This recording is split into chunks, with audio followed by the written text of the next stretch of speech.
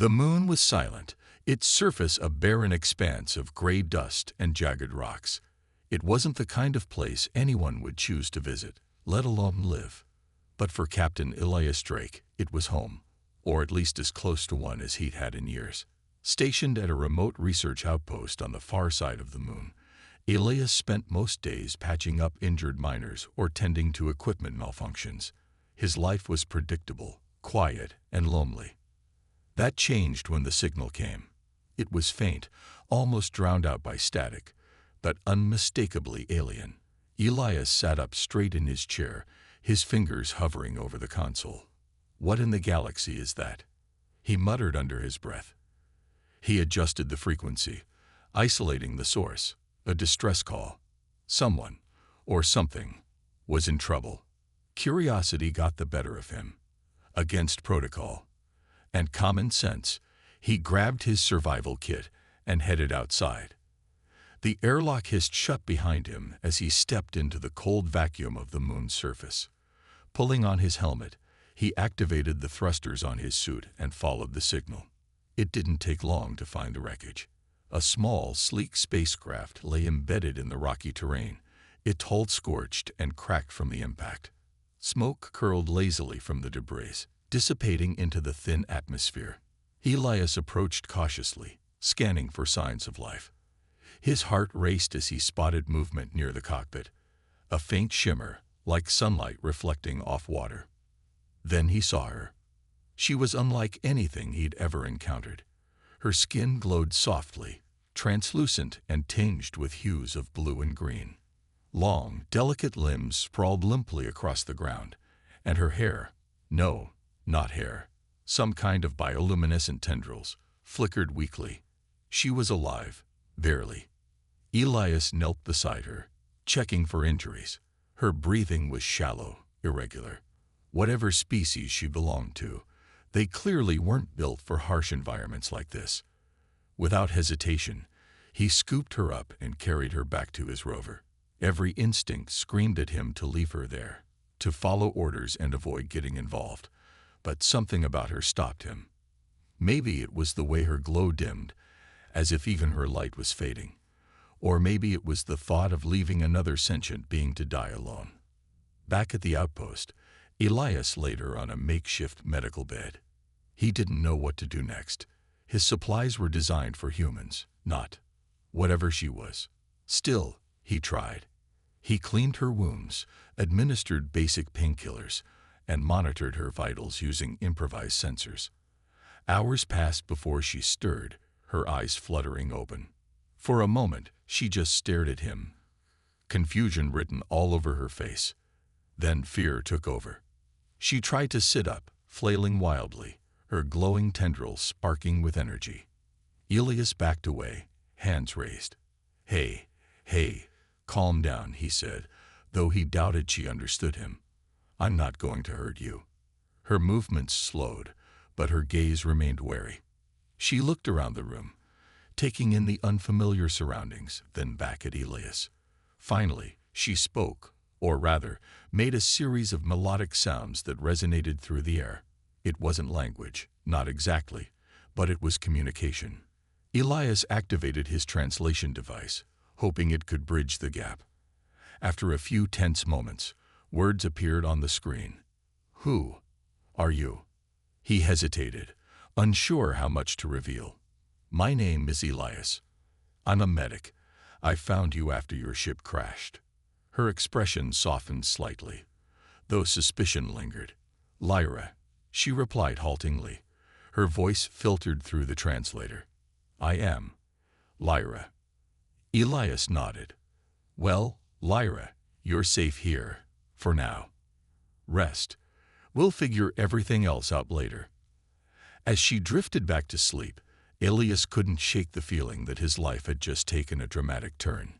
Helping her might cost him everything. Yet, looking at her fragile form, he knew he couldn't have done otherwise. Lyra's recovery was slow, and the days that followed were filled with tension.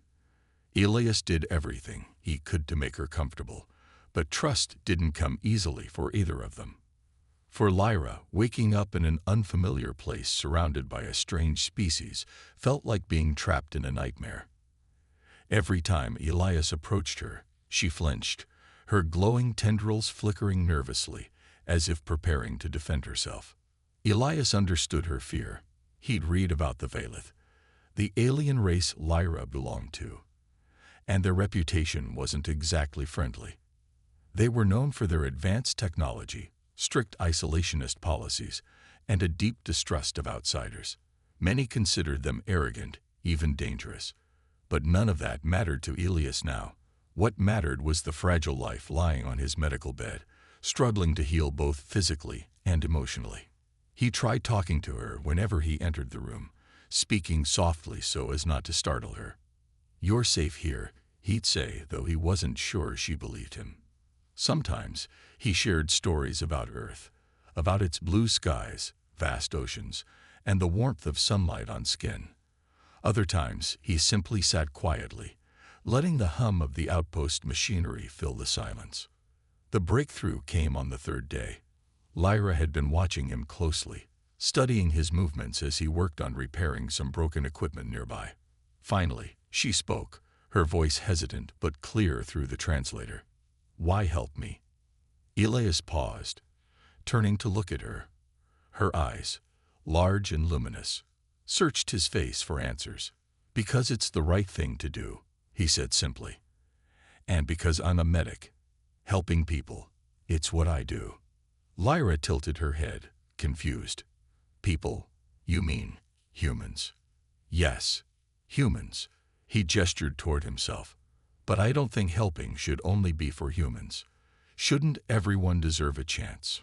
She didn't respond immediately, her gaze dropping to the blanket covering her legs. When she finally spoke again, her voice carried a weight Elias hadn't expected. "Not everyone thinks like you. My kind, we are hated, feared, even our own leaders. They abandoned me." Elias frowned. "What do you mean?" Lyra hesitated before continuing. Through fragmented sentences and pauses while the translator processed her words, she explained how she'd been fleeing from her own government. She'd uncovered evidence of a secret alliance between the Valith leadership and a hostile alien race called the Kryn, a group infamous for their brutal conquests. The data she carried proved that the Kryn were planning something catastrophic, something that would endanger countless worlds, including Earth. Afraid of retaliation, Lyra had stolen the information and escaped, but not before her ship was sabotaged, forcing her to crash land here. As she spoke, Elias listened intently, piecing together the enormity of her situation. No wonder no one had answered her distress call. Anyone who helped her risked becoming a target themselves. Yet despite the danger, Elias felt a surge of determination. If what she said was true, then the stakes were higher than either of them realized. "You can stay here until you're stronger," he told her firmly. "We'll figure out what to do next together." For the first time since arriving, Lyra gave him a small, tentative smile. It was fleeting, but it meant something. Trust, however fragile, had begun to form. Over the next few days, their interactions grew less guarded. Lyra started asking questions about human culture, marveling at how different yet similar their values seemed to hers. In return, she shared glimpses of her world, a society driven by logic and order, but also burdened by secrets and lies. Through these conversations, Elias learned more than just facts. He saw the person behind the glowing exterior. She was brave, intelligent, and deeply scared by betrayal. But even as their bond strengthened, Elias couldn't shake the feeling that time was running out. Sooner or later, someone, or something, would come looking for Lyra. And when they did, neither of them would be ready. As Lyra grew stronger, so did her resolve. She couldn't stay hidden forever, not with the Kryn and her own government hunting her. Every moment they delayed meant more time for the enemy to prepare their devastating plan. One evening, as Elias worked on recalibrating the outpost communication array, Lyra approached him. Her movements were cautious but deliberate, her glowing tendrils pulsing faintly with determination. "We need to act," she said through the translator, her voice firm despite a slight tremor. "The data I carry, it's too important to ignore." Elias set down his tools and turned to face her. "What exactly are we dealing with here?" he asked. "You mentioned the Kryn before, but what makes them so dangerous?" Lyra hesitated, her luminous eyes clouding with unease. "They are conquerors, destroyers. Their weapons leave nothing behind. No ruins, no survivors. Just empty worlds." She paused, gathering her thoughts. "I found proof that they're building something new. Something worse than anything they've done before. If they succeed—" Her voice trailed off, but the implication hung heavy in the air. Elias felt a chill run down his spine. He'd heard rumors about the Kryn during his years in space, but he'd always dismissed them as exaggerated tales meant to scare rookies. Now, standing face to face with someone who had seen the truth, he realized how wrong he'd been. "So what do we do?" he asked. "How do we stop them?" Lyra reached up to touch the side of her temple, her fingers brushing against the faint glow beneath her skin. "The information is stored here, in my neural implant. It contains blueprints, coordinates, everything needed to expose their plans. But extracting it isn't easy. The encryption is complex, and only specialized equipment can decode it." Elias frowned. "Do you know where we can find such equipment?" She nodded slowly. "There's a research station orbiting this moon. They have decryption tools, but getting there won't be safe. The Valeth will be watching, and the Kryn may already know I'm alive." Elias didn't hesitate. "Then we'll go together. We'll figure it out." For a moment, Lyra just stared at him, her expression unreadable. Then, unexpectedly, she smiled, a small, grateful smile that made her entire demeanor soften. "Why do you keep risking yourself for me? You could walk away. Save yourself." "I told you before," Elias replied, meeting her gaze steadily. "Helping people is what I do. Besides," he hesitated, then added quietly, "I don't think I could live with myself if I let you face this alone." That night, they began preparing for their journey. Elias packed supplies, double-checking every item while Lyra rested nearby. She seemed lost in thought, her glowing tendrils dimming slightly as fatigue set in. Watching her, Elias couldn't help but admire her strength, despite everything she'd endured. The betrayal, the crash, the fear, she hadn't given up. She was fighting not just for herself, but for countless others who might never know her name. The next morning, they set out under the cover of darkness. Elias drove the rover cautiously across the moon's rocky surface, avoiding areas where surveillance drones might patrol.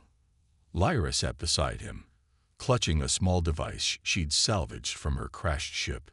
It emitted a low hum, scanning for any signs of danger. Hours passed without incident, but just as they neared the edge of the crater leading to the research station, disaster struck. A sudden burst of static filled the rover's comm system, followed by a chilling message broadcasted in multiple languages. "Attention, unidentified vessel. This area is restricted. Turn back immediately or face consequences." Elias cursed under his breath, gripping the controls tighter. Beside him, Lyra's tendrils flared brightly, signaling her alarm. "Guess we're not going unnoticed," he muttered grimly. Before either of them could react, 3 sleek ships descended from above, surrounding them. Their markings were unmistakable. Valeth vessels. Lyra slumped back in her seat, her earlier confidence replaced by dread. "They'd found us," she whispered. Elias glanced at her, his jaw tightening. "Not yet. Hold on tight. We're not done yet." With that, he slammed the accelerator, sending the rover speeding toward the crater and whatever lay beyond it. The rover skidded across the rocky terrain, kicking up clouds of gray dust as Elias pushed it to its limits. Behind them, the Valeth ships hovered ominously, their sleek designs gleaming under the dim light of the distant sun. Laser fire streaked past, narrowly missing the rover and leaving scorched craters in the ground. Lyra clutched the edge of her seat, her glowing tendrils flickering erratically with panic. "They're gaining on us," She shouted over the roar of the engines and the crackle of energy bolts striking nearby rocks. "I know," Elias snapped back, his knuckles white as he gripped the controls. "Just hang on." He swerved sharply to avoid another blast, sending the rover careening into a narrow canyon.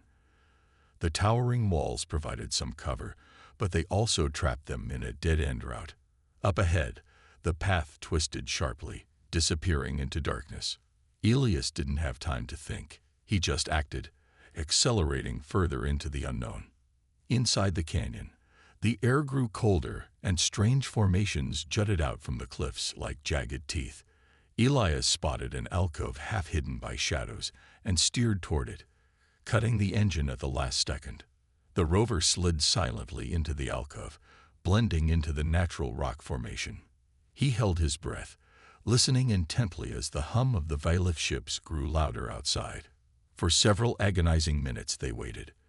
Lyra's breathing was shallow, her body tense. She glanced at Elias, her luminous eyes wide with fear. "Do you think they'll find us?" Elias shook his head, though he wasn't sure if he believed it himself. "Not unless they get lucky. These canyons are full of hiding spots." The sound of the ships eventually faded, replaced by an eerie silence. They'd escaped, for now, but neither of them dared to celebrate. Elias knew the reprieve wouldn't last long. The Valeth were persistent, and they'd be back once they realized their prey hadn't gone far. "We need to keep moving," Elias said, climbing out of the rover. "But first, let's see if this place has anything useful." Lyra followed him cautiously, her glow dimmed to reduce visibility. As they explored the alcove, they stumbled upon something unexpected. Ancient ruins. Weathered carvings covered the stone walls, depicting strange symbols and figures that seemed almost alien, yet familiar. At the center of the chamber stood a pedestal, etched with intricate patterns that pulsed faintly when touched. Lyra approached it hesitantly, her tendrils sparking with curiosity. This is old. Very old." She placed her hand on the pedestal, and the entire room lit up, revealing hidden panels and dormant systems embedded in the walls. A holographic map materialized above the pedestal, showing tunnels and pathways snaking beneath the moon's surface. Elias stared at the map, hope flickering in his chest. "Looks like we've got ourselves a way out." Using her innate connection to energy fields, Lyra activated parts of the system, tracing routes that would lead them away from the canyon and closer to the research station. Her movements were precise, guided by instincts she couldn't fully explain. "These tunnels will take us there," she said, pointing to a route marked in green. "But we must hurry. This place isn't safe either." As they prepared to leave, Elias noticed something else, a faint vibration coming from deeper within the ruins. It wasn't mechanical. It felt organic, almost alive. He exchanged a glance with Lyra, who looked equally unsettled. Whatever had built these ruins, it was clear they hadn't been human or Valeth. "This moon keeps getting stranger," Elias muttered, shaking his head. "Let's stick to the plan and focus on surviving." With no other options, they gathered what supplies they could salvage from the ruins and entered the tunnel system. The air inside was cool and damp, the walls lined with bioluminescent moss that cast an eerie glow. Every step echoed loudly, reminding them how vulnerable they were. Behind them, the shadows of the canyon loomed, and ahead, the promise of safety and danger waited. Neither spoke much as they moved forward, each lost in their own thoughts. For Elias, the weight of responsibility pressed heavily on his shoulders. He'd never imagined risking so much for someone he barely knew. Yet, looking at Lyra beside him, the quiet determination in her every movement, he realized he wouldn't trade this moment for anything. Even if it cost him everything, helping her felt right. And so, they'd pressed onward, two unlikely allies bound together by fate, racing against time to expose a secret that could change the galaxy forever. The tunnels beneath the moon's surface were a labyrinth of twists and turns, their walls lined with glowing moss that cast an eerie green light. Elias and Lyra moved cautiously, their footsteps echoing softly in the silence. The map from the ruins had guided them well so far, but every step forward felt like walking into unknown danger. They hadn't encountered any immediate threats since entering the tunnels, but both knew it was only a matter of time. As they rounded a corner, the narrow passageway opened into a larger cavern. To their surprise, they found signs of life. Crates stacked haphazardly against one wall, makeshift beds scattered across the floor, and dim lanterns hanging from the ceiling. It wasn't empty. Someone else was here. Before they could retreat, voices echoed through the cavern.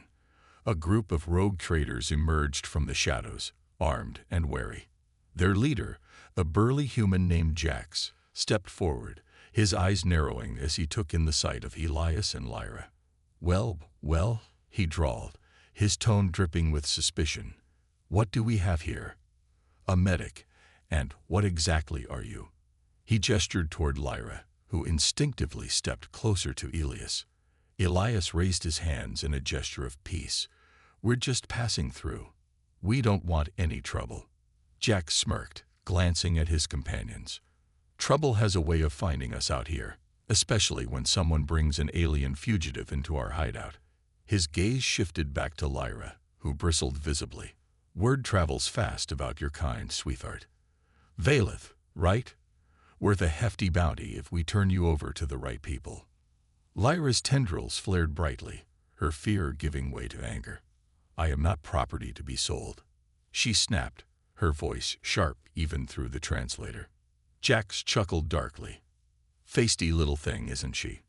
Relax. We won't hurt you. Much. But that shiny head of yours is carrying something valuable, I'm sure. Hand it over, and maybe we'll let you live. Elias stepped between them, his posture defensive. You don't know what you're messing with. If you harm her or take that data, you'll regret it. Oh, will I? Jack sneered, raising his weapon. Listen, Doc, I don't care about galactic politics or whatever secret she's hiding. All I care about is getting paid. So unless you've got credits to offer, you're not leaving this cave alive. Tension crackled in the air as the standoff intensified. One of the traders lunged toward Lyra, grabbing her arm roughly. She reacted instantly, her tendrils sparking with energy. A burst of light erupted from her body, throwing the man backward. Chaos erupted as the other traders shouted and raised their weapons. Elias acted quickly, tackling another trader to the ground and snatching his gun. Shots rang out, ricocheting off the cavern walls. Lyra fought fiercely, using her bioluminescent powers to disorient their attackers, but she was outnumbered. Just as things seemed hopeless, Elias spotted an opening. Grabbing a nearby crate, he hurled it at the lanterns overhead, plunging the cavern into darkness. Run, he shouted, grabbing Lyra's hand. They sprinted through the chaos, dodging falling debris and shouts from the enraged traders. Behind them, Jax bellowed orders, his voice filled with fury. After them. Don't let them escape. The tunnel ahead was barely visible, but Elias didn't hesitate. He pulled Lyra along, trusting her instincts to guide them through the maze-like passages. Her glow provided just enough light to keep them moving forward. After several frantic minutes, they reached a dead end, a massive stone door blocking their path. It's locked. Elias cursed, pounding on the ancient mechanism. Lyra placed her hands on the door, closing her eyes. Her tendrils pulsed rhythmically, sensing with the faint hum emanating from the stone. Slowly, the door began to grind open, revealing the hidden chamber beyond. Once inside, they sealed the entrance behind them, collapsing part of the tunnel to delay pursuit. Exhausted and shaken, they collapsed against the cool stone walls. For a moment, neither spoke. Then Lyra turned to Elias, her expression softening. Thank you, she said quietly. You saved me again. Elias managed a weak smile, despite the adrenaline still coursing through him. Don't mention it. Let's just hope those guys don't figure out how to follow us. But deep down, They both knew the worst was yet to come. The hidden chamber was unlike anything Elias or Lyra had seen before. Its walls shimmered faintly, as if alive with energy, and strange symbols glowed softly along the floor in patterns that shifted and rearranged themselves. At the center of the room stood a pedestal similar to the one they'd found in the ruins earlier, but this one pulsed with a steady rhythmic light. It seemed almost alive. Lyra approached it cautiously, her tendrils sparking with curiosity. She placed her hand on the surface, and the glow intensified, responding to her touch. "This is ancient technology," she murmured, her voice filled with awe. "It's designed to interface with Vailith neural implants." Elias frowned, stepping closer. "You mean you can use it to access the data in your implant?" She nodded hesitantly. "Yes, but I'd never seen anything like this before. If it works, we might be able to decode the information quickly." Her expression darkened. "But there's no guarantee it won't hurt, or worse." Elias didn't hesitate. "We don't have a choice. The longer we wait, the more time the Kryn and your government have to prepare. We need to know what we're dealing with." Lyra took a deep breath, steadying herself. "All right, but stay close. If something goes wrong—" "I'm not going anywhere," Elias interrupted firmly. "We'll get through this together." With that, Lyra closed her eyes and focused. Her tendrils began to glow brighter, weaving tendrils of light into the pedestal. The symbols on the walls flared to life, spinning faster and faster until the entire chamber hummed with energy. A sharp gasp escaped Lyra's lips as the connection established itself, a surge of raw data flooding her mind. Images flashed before her, schematics of monstrous weapons, star charts marking target locations, and chilling recordings of Vailith leaders conspiring with the Kryn. The weapon wasn't just destructive, it was designed to erase entire ecosystems, leaving behind barren wastelands, incapable of supporting life. Worse still, the attack was imminent, targeting a neutral trade hub where dozens of species coexisted peacefully. Elias watched anxiously as sweat beaded on Lyra's forehead, her body trembling under the strain. He wanted to intervene but knew he couldn't interrupt the process. Finally, after what felt like hours, the glow subsided, and Lyra staggered backward, collapsing into Elias's arms. "Did you see it?" she whispered weakly, her voice trembling. "The weapon. It's worse than I thought." "Yes," Elias replied grimly, helping her sit down. "We need to warn everyone." "But how? This moon is isolated. No one will believe us without proof." Lyra managed a faint smile, holding up a small device she'd salvaged from the pedestal. "This contains everything. The blueprints, the coordinates, the recordings. All we need now is someone willing to broadcast it." Elias thought for a moment, then pulled out his communicator. There was only one person he trusted enough to risk contacting: Commander Sarah Lynn, an old ally stationed aboard a nearby Federation vessel. She wasn't exactly fond of breaking rules, but she valued justice above all else. "This is Captain Drake," he said into the comms unit, keeping his voice low. "Sarah, I need your help. It's urgent." Static crackled before Sarah's voice came through, sharp and suspicious. "Drake, what are you doing calling me from that godforsaken rock? You know how risky this is." "I wouldn't ask if it wasn't important," Elias replied. "I've got intel about a major threat, a Kryn weapon capable of wiping out entire civilizations. I need you to meet me at these coordinates." He transmitted the location of the hidden chamber. There was a long pause. "You realize what you're asking me to do. If the Federation finds out, they'll thank you later." Elias cut in. "Trust me, Sarah. Please." Another pause, then a sigh. "Fine, but you owe me big time, Drake. And if this turns out to be some wild goose chase, I'm throwing you in the brig myself." "Understood," Elias said, relief washing over him. "We'll be waiting." As the call ended, Lyra looked up at him, her glowing tendrils dim but steady. "You really think she'll come?" Elias nodded. If anyone can help us, it's Sarah. Until then, we rest. You've done enough for today." For the first time in days, they allowed themselves a brief moment of hope. Together, they sat in silence, listening to the hum of the ancient chamber around them. Outside, the shadows of danger loomed. But inside, they found strength in each other, ready to face whatever came next. The wait for Commander Sarah Lynn's arrival felt endless. Elias and Lyra remained in the hidden chamber, their nerves stretched thin as they listened for any sign of pursuit. Every creak of the ancient stone walls or distant echo made them flinch, expecting the Violet or rogue traders to burst in at any moment. Despite the tension, they used the time to prepare, checking supplies, reviewing the decrypted data, and discussing their next steps. Lyra sat cross-legged on the floor, her glowing tendrils dimmed to conserve energy.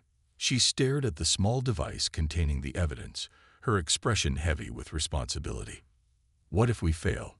she asked quietly, breaking the silence. "What if no one believes us? Or worse, what if they try to silence us instead?" Elias knelt beside her, placing a reassuring hand on her shoulder. "We won't fail. And even if people doubt us at first, the truth has a way of coming out. Once the galaxy sees what's really happening, the alliance between your government and the Kryn, they'll have no choice but to act." She glanced at him, her luminous eyes searching his face. "You say that so confidently. How can you be so sure?" "Because I've seen what happens when good people stand up to evil," he replied with quiet conviction. "And because I'm not letting you face this alone." Before she could respond, a low rumble echoed through the chamber. They froze, exchanging alarmed looks. The sound grew louder, accompanied by vibrations that shook dust from the ceiling. Something, or someone, was approaching. "They found us," Lyra whispered, gripping the data device tightly. Elias grabbed his weapon and moved toward the sealed entrance, peering through a crack in the collapsed tunnel. To his dismay, he saw beams of light cutting through the darkness. Valeth bounty hunters, armed, and scanning the area. Behind them loomed larger figures clad in black armor, Kryn soldiers. Somehow, the two groups had joined forces, united by their shared goal of silencing Lyra. "We need to move," Elias said urgently, turning back to her. "Now." Together, they hurried deeper into the chamber, seeking another exit. The ancient structure seemed to stretch endlessly, its corridors branching off in multiple directions. Lyra relied on her instincts, feeling subtle pulses of energy guiding her path. As they ran, the hum of machinery and alien voices grew closer, echoing menacingly behind them. Suddenly, a wall ahead shimmered and dissolved, revealing a narrow passageway bathed in faint blue light. Without hesitation, they slipped inside, sealing the entrance behind them just as their pursuers reached the chamber. For a moment, it seemed like they'd escaped, but the reprieve was short-lived. The new passage led them into an underground lake, its surface glowing eerily from bioluminescent algae. A rickety bridge spanned the water, swaying precariously under their weight. Halfway across, disaster struck. One of the support beams cracked, sending the bridge collapsing into the toxic liquid below. Elias grabbed onto a rope dangling from the remains of the bridge, pulling himself up just in time. Lyra wasn't so lucky. She plunged into the lake, her glow flickering weakly as the corrosive water began to burn her skin.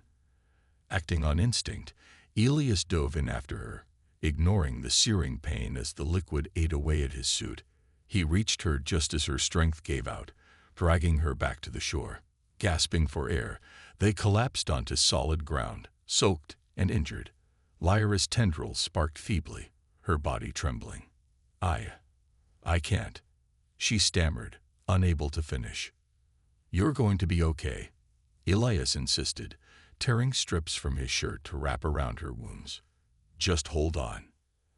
As they caught their breath, the distant sound of footsteps reminded them they weren't safe yet. Summoning every ounce of determination, Elias helped Lyra to her feet. Together, they limped toward the final stretch of tunnels, knowing salvation, or doom, awaited them at the end. When they finally emerged into the open air, relief washed over them. Hovering above the horizon was a sleek Federation vessel, its engines humming softly as it descended to meet them.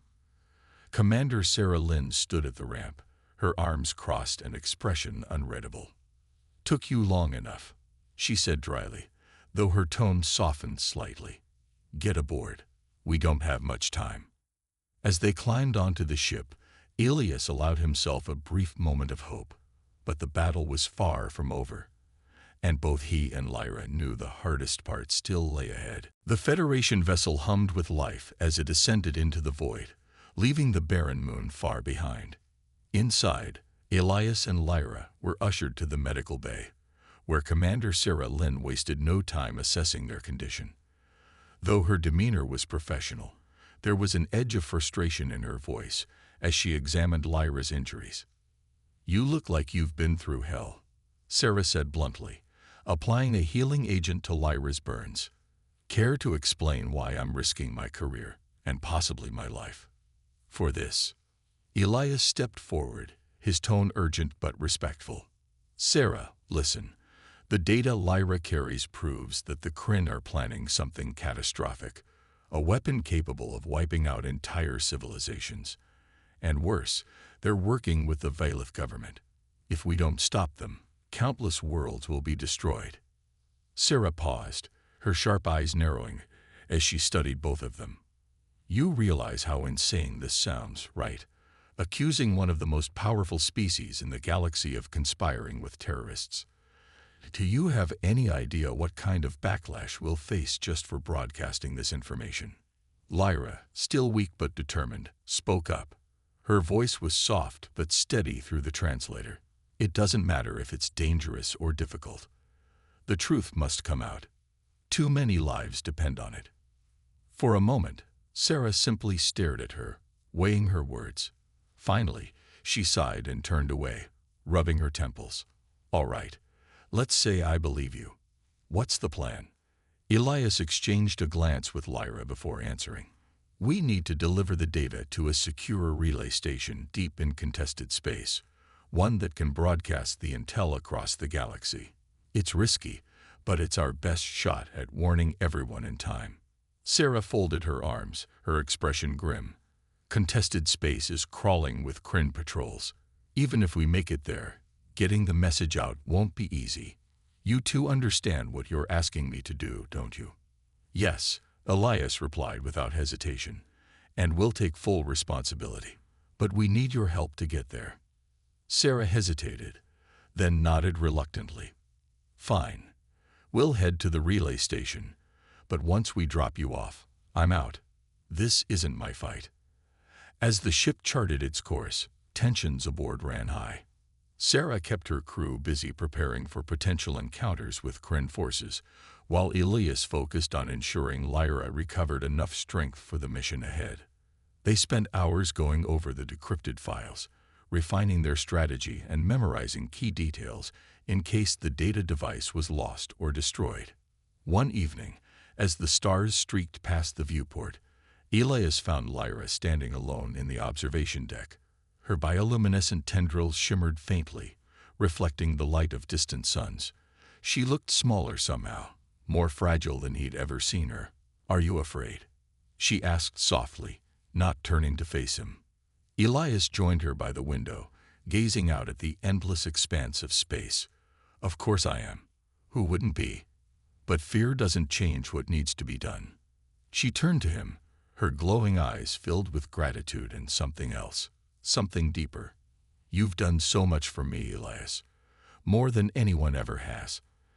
I don't know how to repay you." He smiled gently, shaking his head. "You don't owe me anything. Just promise me one thing, that no matter what happens, you'll keep fighting. For your people, for mine, for everyone who deserves a chance at peace." Tears welled in her luminous eyes, though she blinked them away quickly. "I promise." Their quiet moment was interrupted by the blaring of alarms. Red lights flashed across the ship as Sarah's voice crackled over the intercom. "We've got company. Kryn fighters incoming. Brace for impact." Elias grabbed Lyra's hand, pulling her toward the cockpit. Whatever awaited them next, they would face it together. As the ship rocked violently under enemy fire, one thing became clear: sacrifices would have to be made. And neither Elias nor Lyra was ready to give up yet. The Federation vessel shuddered violently as Kryn fighters unleashed wave after wave of laser fire. Sparks flew from control panels, and warning sirens blared relentlessly. Sarah barked orders to her crew, her voice cutting through the chaos like a blade. Shields are down to 30%. Divert all power to the rear cannons. We need to hold them off long enough to reach the relay station. Elias clung to a nearby railing as another blast rocked the ship, his knuckles white with tension. Beside him, Lyra steadied herself against the wall, her glowing tendrils flickering weakly, but still radiating determination. "How much farther?" she asked, her voice strained. 5 minutes, Sarah replied tersely, her hands flying over the controls. "If we can just hold on that long." But holding on was easier said than done.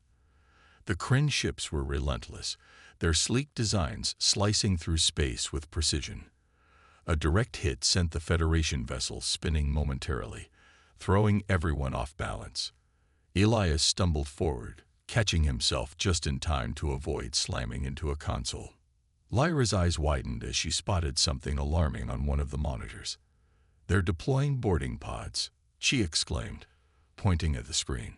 Sure enough, several small craft detached from the enemy ships, hurtling toward them like deadly missiles. Sarah cursed under her breath. "We don't have the manpower to fight off a boarding party. Everyone brace yourselves. This is going to get ugly." Moments later, the sound of metal grinding against metal echoed through the ship as the boarding pods latched onto the hull. Heavy footsteps reverberated through the corridors as Kryn soldiers breached the vessel. Their armored figures moved with mechanical efficiency, weapons raised and ready to kill. Elias grabbed a spare blaster from a nearby locker, handing another to Lyra. "Stay close to me," he ordered, his tone leaving no room for argument. Together, they joined Sarah and her crew in defending the cockpit, the heart of the ship and their only chance of reaching the relay station alive. The battle was fierce and chaotic. Blasts of energy lit up the narrow corridors, and smoke filled the air as consoles exploded under enemy fire. Lyra fought alongside Elias, using her bioluminescent powers to disorient the Kryn soldiers. Her tendrils flared brightly, creating bursts of light that temporarily blinded their attackers, giving the group precious seconds to regroup. Despite their best efforts, the odds were overwhelming. One by one, Sarah's crew fell, until only a handful remained. Just when it seemed like all hope was lost, Sarah managed to disable one of the Kryn ships with a well-placed counterattack, buying them a brief reprieve. "We're almost there," she shouted, her voice hoarse but defiant. 2 more minutes. Elias glanced at Lyra, who was visibly weakening. Her glow had dimmed significantly, and sweat beaded on her forehead. He knew she wouldn't last much longer if they didn't finish this soon. With renewed determination, Elias took charge. "Sarah, keep us steady. Lyra and I will hold them off." Without waiting for a response, he charged into the fray, firing his blaster with unrelenting focus. Lyra followed, her movements slower, but just as resolute.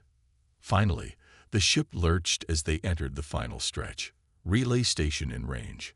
Sarah called out triumphantly, "Prepare to disembark." As the vessel docked, Elias and Lyra made a break for the exit, dodging the remaining Kryn forces. Once outside, they sprinted toward the relay station's main terminal, where Elias quickly uploaded the data. The process felt agonizingly slow, each second stretching into an eternity. When the upload completed, Elias turned to Lyra, relief washing over him. "It's done. The message is out." But Lyra collapsed into his arms, her strength finally failing her. "Elias," she whispered weakly, her glow fading. "Promise me, you'll keep fighting." "I promise." He choked out, tears streaming down his face. Behind them, the relay station began to self-destruct, its systems overloaded by the massive transmission. As explosions erupted around them, Elias carried Lyra back to the ship, knowing they'd accomplish what they set out to do, but at a cost neither of them could have foreseen. The Federation vessel roared away from the exploding relay station, its engines straining as it pushed to escape the shockwave. Inside, Elias cradled Lyra in his arms, her glow now faint but still present, a fragile flicker of life amidst chaos. Her breathing was shallow, uneven, and every second felt like borrowed time. Sarah piloted the ship with grim determination, her face pale but focused as she navigated through the debris field left by the destroyed station. "Hold on, Lyra," Elias whispered, brushing a strand of her shimmering hair from her face. "We're almost safe." Lyra's eyes fluttered open, meeting his gaze. "Safe," she murmured weakly, her voice barely audible through the translator. "No one is truly safe, not while there are those who seek destruction." Her words struck a chord deep within him. Despite everything they'd been through, the crashes, the battles, the betrayals, this wasn't the end. It was only the beginning of a much larger fight. But for now, all Elias could focus on was keeping her alive. As the ship entered safer territory, Sarah turned to them, her expression softening slightly. "You two pulled off the impossible. The data has been broadcast across the galaxy. Every species out there knows about the Kryn's weapon. And the Vilith conspiracy. There'll be outrage, demands for answers, maybe even war. But you gave them a chance to prepare. That's more than most people could have done." Elias nodded, though his thoughts remained heavy. It came at a price.